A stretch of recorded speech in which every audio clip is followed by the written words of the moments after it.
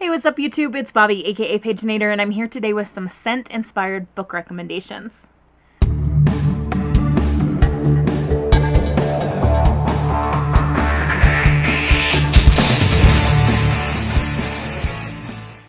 I did something similar, I think it was last summer when I ordered some bookish candles, and based on the scent of the candle, I would decide what book I wanted to recommend to you. And we're going to try this again, but with some wax melts. Before I get started, yes, my hair is not done. Yes, I have this headband on. It is what it is. It's late at night. I'm going to be going to bed soon. And this is what I look like. So, let's get started. As I sit here, I have no idea what books I'm going to recommend. I have 5 sets of wax melts that I ordered from an Etsy shop called Scotland Scents. Not for any particular reason, just that I like to have wax melts to help my house smell nice, and I needed to order some, and I was poking around on Etsy and saw this shop, and they have wax melts that have little like flower petals and stuff in them. So I thought, oh, this is fun, we'll give them a try. So we're going to start with one called Egyptian Amber.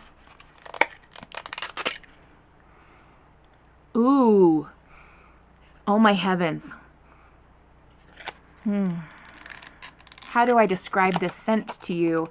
It does remind me of some amber lotion that I got at Bath & Body Works a couple of years ago. I don't even think they do this scent anymore.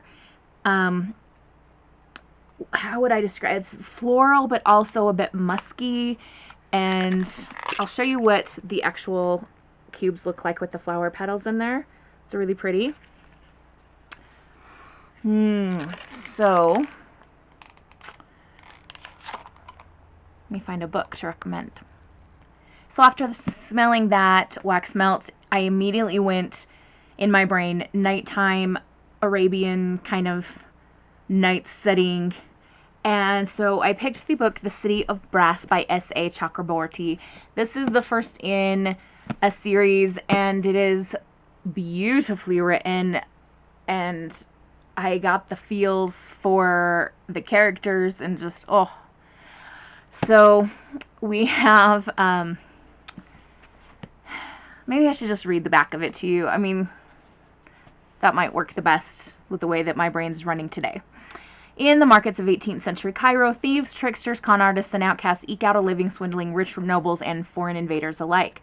But alongside this new world, the old stories linger. Tales of jinn, spelled D-G-I-N-N, which is like a genie, and spirits of cities hidden among the swirling sands of the desert, full of enchantment, desire, and riches, where magic pours down every street, hanging in the air like dust. Why did I say dusk? I don't know. Many wish their lives could be filled with wonder, but not Nahiri. Do you say it Nahiri or Nari? I don't know. She knows the trade she uses to get by are just tricks and sleights of hand. There's nothing magical about her. She only wishes to one day leave Cairo, but as the saying goes, be careful what you wish for. While she's performing some magic, she actually summons a creature, a jinn, and they go through quite an epic adventure together on this quest, and they catch feelings for one another. And the end of this book is such a cliffhanger. I was like, are you freaking kidding me when I got to it? But oh my gosh, such a beautifully written book. Again, A City of Brass by S.A. Chakraborty. Our next scent is Lilac Flowers. We'll take a look at it. See how pretty? I will tell you, I know that this is going to make me think of my great-grandmother, because I just associate lilacs with her, but we'll see if it can help me think of a book as well. Yeah, this legit smells like I'm standing with my face buried in the petals of a lilac bush. Like, so beautiful. That is my grandmother, in a sense, right there, my great-grandmother.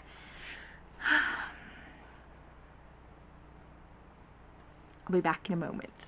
Alright, so I chose With the Fire on High by Elizabeth Acevedo. This book has an amazing relationship between a granddaughter and grandmother, and I just could not separate myself from that aspect of what this scent reminds me of. This book is one that I have read and reread and re-listened to, and just, oh, it's so good. It's about a girl named Imani Santiago, and she got pregnant her freshman year of high school, had a baby, and she's raising her daughter and living with her abuela, her grandmother. And the abuela is really smart. Like, it's like, no, Imani, this is your baby. You're the mama. You've got to do this. And so Imani is responsible for raising her child and taking care of her needs and all this stuff. And it's not like the abuela is not willing to help, but she knows that it's Imani's responsibility to raise her own daughter. In the meantime, Imani's still a high school student, and she's really interested in cooking. Throughout the book, she's making these amazing recipes, and we have letters sprinkled throughout here as well to her family, and she signs her letters Love and Cinnamon Dust, I think it is. Love and Cinnamon Dust. I'm going to have to check. And she gets an opportunity to raise love and a sprinkling of cinnamon. I was close. She gets an opportunity to raise money with her cooking class to go on a trip to Spain and study with a chef there for a while. And so she and her culinary arts class, I guess it is, they work really hard to raise the money and have this opportunity so she can provide for her daughter, but also give herself some opportunities as well. And it's just a beautifully, beautifully written book. Up next we have one called Black Sea, and we'll open the package for you. That does smell like a little bit like kind of a linen-y kind of scent, like a clean laundry, but also a little bit maybe like just a touch of citrus blended in there. I'm not exactly sure what that extra bit is. It does seem very citrusy for some reason. I'm getting that word popping into my head. Let's see what book I can find to go with this one.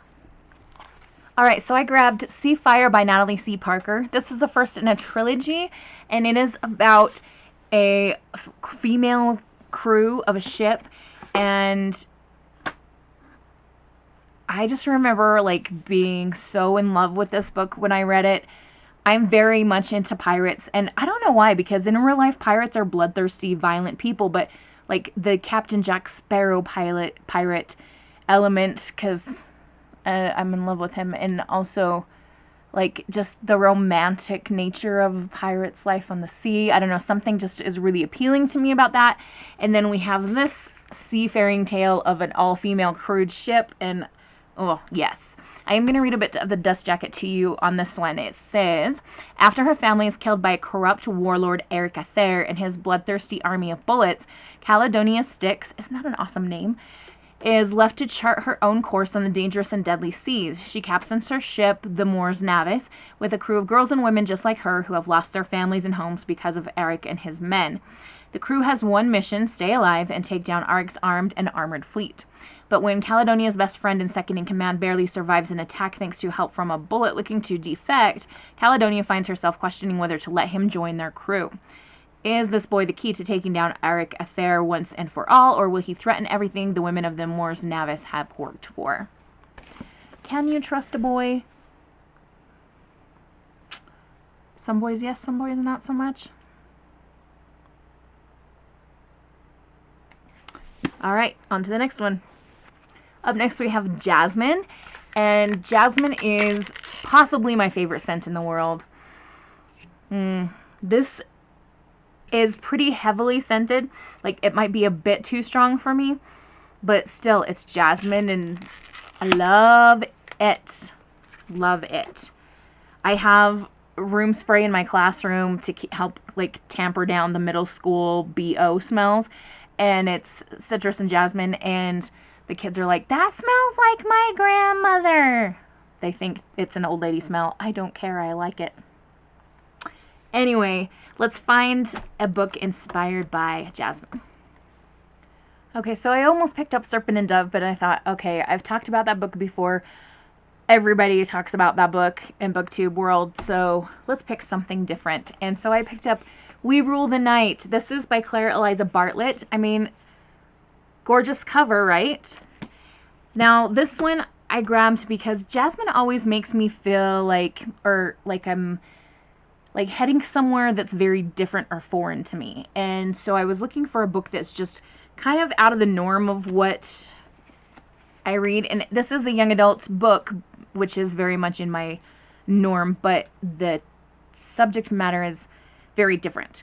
So we have 17-year-old Revna, and she is a factory worker. She manufactures magical war machines for the North of the Union of the North. And she is disregarded because she has a disability, and she is caught using illegal magic, and so she's threatened with a lifetime in prison. A little bit of the dust jacket tells us, meanwhile, on the front lines of the war, Lilac disguised herself as a man to join the army in defiance of her powerful father in the law. She's as good a soldier as any of the boys, better even. But none of that matters when she is caught. Both girls are offered a reprieve from punishment, use your magic in a special women's military flight unit, and undertake terrifying deadly missions under cover of darkness. Revna and Lilac can hardly stand to be in the same cockpit, but if they can't fly together and prove their worth to the war effort, their country will brand them traitors. And if they can't find a way to fly well, the enemy's superior firepower will destroy them if they don't destroy each other first. I really, really enjoyed this book, and it's been a while since I read it, and I don't know if I say the name of the one character right. It's Linne with an accent over the E, and so I said Line in my mind. I don't know if that's right. I could be completely wrong, but oh well. It's a well worth the read. Again, We Rule the Night by Claire Eliza Bartlett. Last but not least, we have Peach Nectar. Here's a glance at the wax melts. Oh yeah, that smells like peaches. Just good old summertime peaches. I am telling you, my mother made the best peach pies, and she doesn't make them anymore because half of our family has to be gluten-free, and you know, pie has gluten in the crust, and a lot of us are trying to not eat sugary things anymore, but oh my gosh, peach pies. And we used to make these peach shakes when we were kids that had like peaches and milk and ice and sugar, I'm sure, and just like, oh. So peaches are very like comforting to me and very much say home, and also often suggest summertime to me. So let's see what I can come up with for a book recommendation on those criteria. Alright, so I decided to go with The Princess and the Fangirl by Ashley Poston. Ashley Poston is an author that I will read anything that she writes, and this was so charming and sweet and just made my nerdy little heart happy. I would reread this book too. In fact, I think I want to. The premise is that we are set at a convention, and the main character, Imogen, is super in love with this show. What's it called? Look in the dust jacket. Star-Filled. So her favorite character, Princess Amara, is rumored is going to be killed off for the sequel of the Star-Filled movie or whatever. Anyway, Jessica Stone is the actress that plays Princess Amara, and she wants out. She wants nothing to do with this. Well, Imogen and Jessica happen to look similar to each other. And at this Excelsicon, the name of the conference that they're attending, these two run into each other, and there's a case of mistaken identity because these two ladies look alike. And because of the situation, they kind of get shoved together. And then the whole con is upset when the sequel's movie script is leaked, and everybody thinks it's Jess because she wants out, and Imogen and Jess decide that they're going to trade places and find the person responsible for leaking the movie script to everyone. And the deal is, and I'm going to read a little bit from the dust jacket here, the deal: Imogen will attend Jess's signings and panels, and Jess will help Imogen's friend run their booth. That's easier said than done as the girls step into each other's shoes and discover new romantic possibilities as well as the darker side of intense fandom. While these princesses race to find the script leaker, they must rescue themselves from their own expectations and redefine what it means to live happily ever after.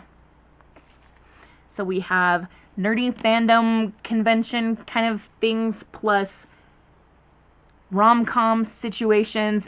It's just a delightful, light, cute book. There is LGBT rep in this book with the relationships that occur with some of the characters. So there you go. All right, so there we have my scent-inspired book recommendations.